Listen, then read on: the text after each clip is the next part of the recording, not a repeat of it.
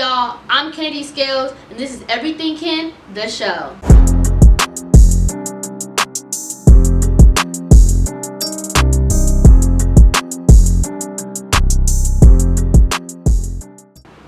Happy New Year, guys. It is officially 2023. I know I'm a little late saying it, technically, because it's the end of the month. But still, Happy New Year. I am so glad to be back here on the show with you guys.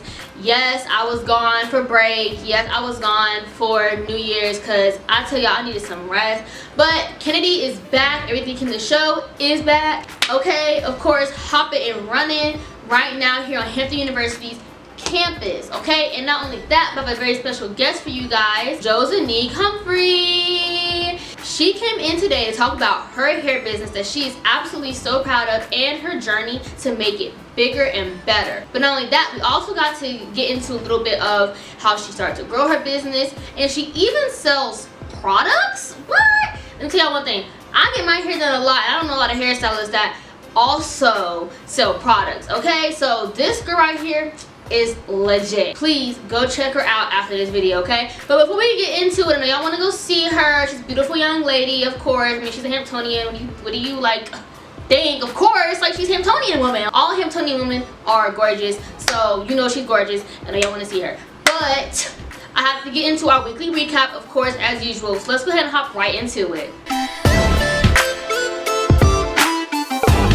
So first up, I want to get into the new season of the show, You. Now, I know I mentioned this a few episodes ago, but no, guys, the time is here. It's going to be February next month, and it comes out February 9th. The first part of season 4 will officially drop February the 9th, okay, 2023. This is coming soon. I feel like I just mentioned this like a few months ago, but it's already here, and I'm super excited because I love thrillers. I love psychological movies, things like that, and this is my stuff right here. And I have been keeping track of my boy Joe here and all his in-love obsessions that he's had, and I cannot wait to see what he's gonna get into in season 4. Like, I cannot wait to see literally what crazy things Joe is gonna get into this time, because not only is he gonna be obsessed with a new girl, but he's gonna be obsessed with a new girl in London. He's not even in the US. He's traveled all different type of states, moving, trying to cover his tracks. But now he's in London, y'all. So we're going to see what that is all about. Once again, check it out, February 9th on Netflix, okay? Second of all, let's not forget, this week, Prince Harry dropped a new book named Spare. And not only that, but he also, him and Meghan also have their own show on Netflix. Please go check it out. It is a beautiful, beautiful documentary. I loved it so much. Thought it was so great. I watched it with my cousin. It was so beautiful. Please go check it out. But this book that he dropped called Spare has definitely stirred up a couple of things in the royal family, which of course is not a surprise. And not only that, but even after talking last week to a US comedian, Stephen Colbert, you know, he asked Prince Harry how the royal family was handling the release of his new book, and he literally replied, oh, of course, like, they're basically going crazy because he's talking about his side of the story, and he's like, but it's his time, you know, because the royal family has always only talked about their side of the story. So Harry is taking his stand and is standing up for what he wants to say, and he is telling his side of the story, his experience being part of the royal family. And he is pretty sure that the British media and the royal family are trying to undermine his book as well. So that will be interesting to see how that plays out. But, you know, I haven't read the book personally, but please go check it out. You can get it on Amazon or in store. I heard amazing things about it. If you're interested, like I said, it should be pretty interesting considering what we know from the royal family side of the story. It'll be interesting to hear what he has to say about his experience in the royal family. Now, I'm not going to put you guys any longer. We're going to go ahead and jump right into the interview with Jo'Zanique Humphrey. Let's go check it out. Hey guys, I'm back, and I also have another special guest from the Hampton University's campus, Hey. Jo'Zanique Humphrey. Hey. Alright, can you go ahead and tell us a little about yourself? My name is Jo'Zanique Humphrey. I'm a third-year entrepreneurship major from Jackson, Michigan, here at Hampton University. I am a hairstylist. I am in my third year of my hair business. I sell bundles, wigs, lashes, everything it is you name it, flat irons, whatever you need, I do have it. And yeah, that's just a little bit about me, my business, my baby. Okay, great. And so I just want to know, like, where did you even start, like, the love of hair and lashes and just beauty? And when did you realize, I love it so much, I'm gonna have my own business? Like, when did that come to your mind? So I feel like ever since I was a little kid, I've always been into doing my own hair. When I was in like 7th grade, I tried to do like the natural thing, natural, wear wet, and I wasn't doing it right. I was not doing it right at all. I don't remember what curly products I was using, but it was pulling my hair out. My hair ended up like coming out. And my hair is probably about this length. It's always been that length, but never really much longer than that. But I have always had, you know, hair to wear and stuff. I always wear my natural hair out. My hair had fell out so bad to the point to where I had to go get it cut. And I didn't like the length. So that's when I started wearing wigs. That's when I started wearing sew-ins. I started wearing, you know, wigs and stuff like that. And I would always get beauty supply hair. But yeah, that's when I started really getting into the sew-ins and stuff like that. For a minute, my mom would do them, and then I started learning how to make my own wigs through YouTube and stuff like that. But how I started my business, and I tell everybody this, Jada Waiter is my blueprint. Like, Jada Waiter is my girl. Like, really? Jada, yes. Why say that? Girl, I've been hip to Jada. It's like a lot of people see Jada Waiter now with, you know, she, you know, on the Impact. She got Wait a Minute merch and stuff like that. I know Jada from when she was in high school. Wow, okay. When she used to sell bundles. People don't know Jada used to sell bundles. So that's really where I got it from. And I'm like, dang, like, she love bundles. I love bundles too. Like, I always want to wear weave and stuff like that. So I had mentioned it to my mom, and she was just like, you know, do you want to do it? Like, do you want to start something? I'm like, yeah, like, I would love to. And even as a kid, I always knew, like, I could never spit to somebody what I wanted my job to be. I just knew I didn't want to work for nobody. Right. So I never, I was, entrepreneurship vibe. Yeah, I never was like, I want to be a nurse or like, I want to be a teacher. I never went through that stage ever. And so I was just like, I want to do it. I want to do it. And that's when we had ordered all the hair, and I had put my little website together. It wasn't much. It wasn't what it is like now. Start from somewhere. Yeah, start from somewhere. We all start from somewhere. Yes, I had put my little Shopify website together, and then I had launched it April 26th. I was 16, and I just been going with it ever since. Okay, all right. And so, you know, like you said, you also earlier mentioned you had like lashes and things like that. So do you mind getting into some of the other products you also sell? Like, I saw you sell like foot irons and all types of stuff. She be giving y'all like, girl, please. Yes, so really, honestly, as being, when I started selling bundles and stuff, that was first with it. Because that's my first love as far as like weave and stuff like that. I loved it first. But then I wanted to be able to offer stuff that come with it as well. So, you know, sometimes girls come in, you know, when I started knowing how to do hair, sometimes they would ask me like, you know how to put on a strip? Right. So I'm like, okay, maybe I should have some strips on hand sometimes. Right. So I got some little lash strips on hand. I started selling strips a little bit when I would sell bundles and stuff. Sometimes they would get a pair of lashes too. And then flat irons and stuff like that. That all just came with me becoming a stylist as well. Right. So I became a stylist, and I was like, okay, let me give me some hair tools and stuff to do as for my own, because I'm always in a store. I don't know what it is about it, but I'm always buying some type of hair tool. I always got to get a new flat iron or something. I got a whole bucket of it. Got to. So I started. I dropped the flat irons and stuff like that, and it just was. It was what I liked it to do, and I just added that to the collection, and yeah, that's what it was. Well, it seems like you have like the whole shebang. Like, you can do hair, do the lashes, got the flat iron, you got all kinds of stuff. So with that being said, do you think this could be something that would, you know, continue to pursue outside of college when you graduate? Like, will this continue, or do you might change something up, go into something different, or? See, what I feel like I've learned through being the owner of Jo'Zanique Humphrey, what I've learned is I have a love for hair, and I have a love for being a hairstylist, but it showed me that like I'm a stylist, but I really am an entrepreneur. Right. You have that personality. Yeah. Right. Yeah. That's what I learned. So it's like I'm gonna make sure, you know, when I graduate, I'm gonna make sure the hair business is always gonna keep going forever. Like this what I started with. You know, I'm gonna make sure I give me my shops, my warehouse, everything. I'm gonna do it right. But I also want to have like other things. I want to do real estate. I want to do a clothing line. I want to do everything. And I feel like I even dropped a nonprofit. I know how to do digital design, business. Like I just really learned how to do so much with being a business owner. With that one, being a hairstylist and stuff like that.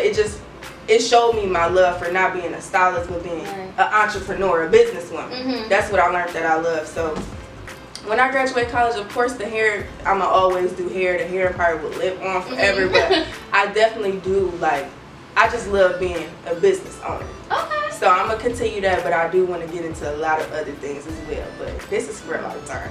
Great, great. So have you realized, like, you know, that maybe being a business owner and a college student can be very difficult and hard to balance? Because I know me personally, like, balancing my own show and being a student here on campus can be hard. So I wonder how it is for you. See, the thing is, it's like, I feel like the most part about being a college student and being a business owner is finding time, because you always want to put your classes and stuff first. Right. And especially when it's like, not only do I sell things, but I provide a service as well. Right. So it's like, I can't just, you know, sometimes it's like, yeah, you could drop off a bundle, but this girl want her hair done. You got to sit like 2 hours of time for that. Right. You got to make sure you don't have class and stuff like that. So that's the only thing where it conflicts at. And then it's, you know, stuff on campus that you want to do, you know, little parties and stuff like that. You trying to go to the party, baby. Right. You just want to be young. Yeah, enjoy yourself. Yeah. So that's where it kind of conflicts at. But, you know, I balance it out and it work out. Okay, so would you say that you know, maybe like receive a lot of support from like your peers, your friends, and your family? Like, do you think that you have a lot of backup and support from them? They give you a lot of good advice, especially people here on campus, because I know you cater most to Hampton students, you know, as of right now.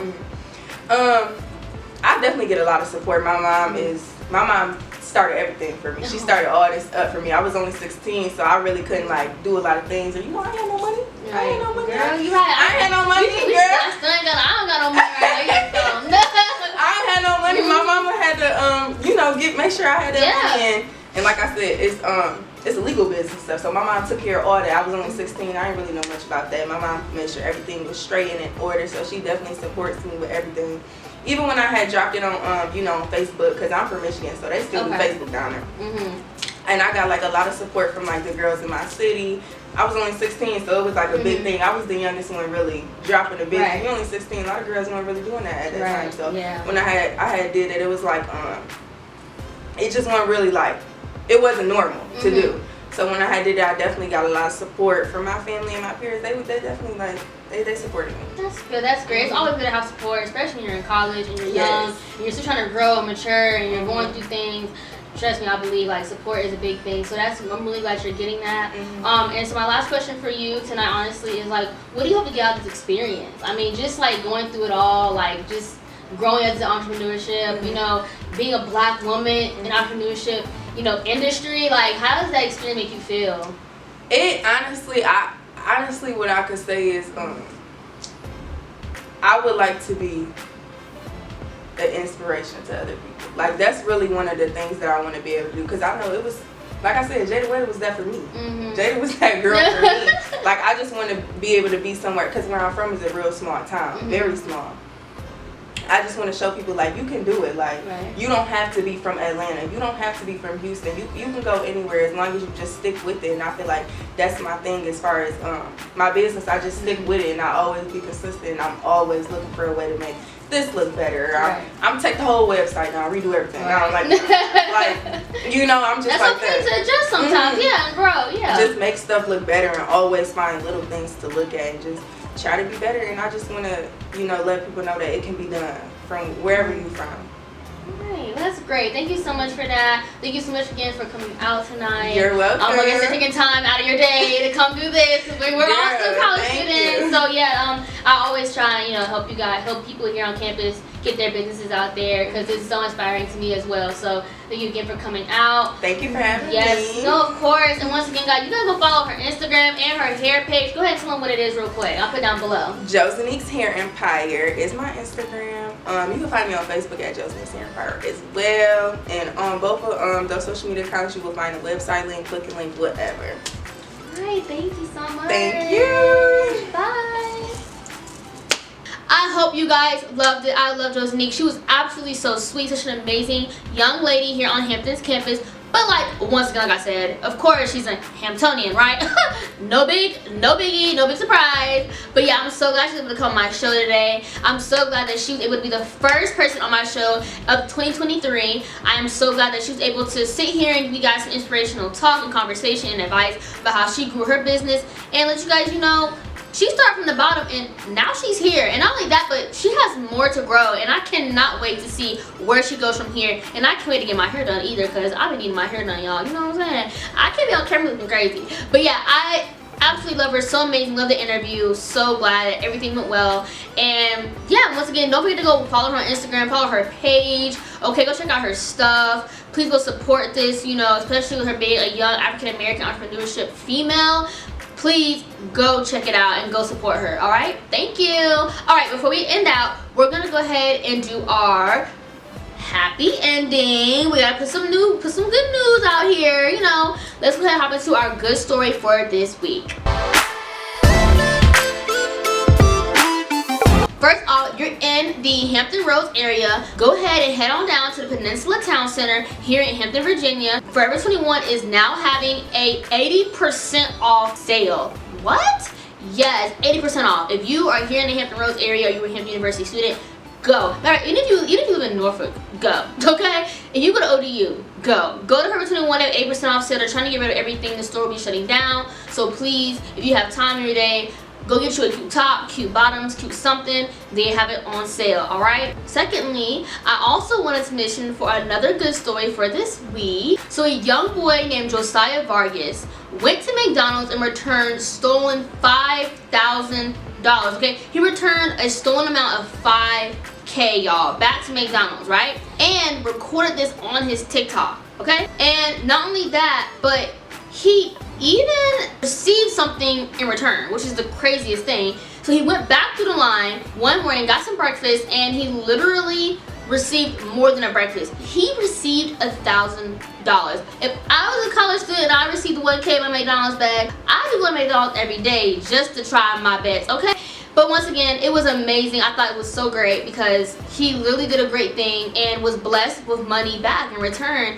And that just should encourage you guys, always do the right thing. The money was given to him on accident. The $5K that he received was given to him on accident. And he could have just kept it or whatever, or donated, or he could have done anything crazy with it, whatever. But he decided to take it back to McDonald's and literally give them the money. And instead, he got money back.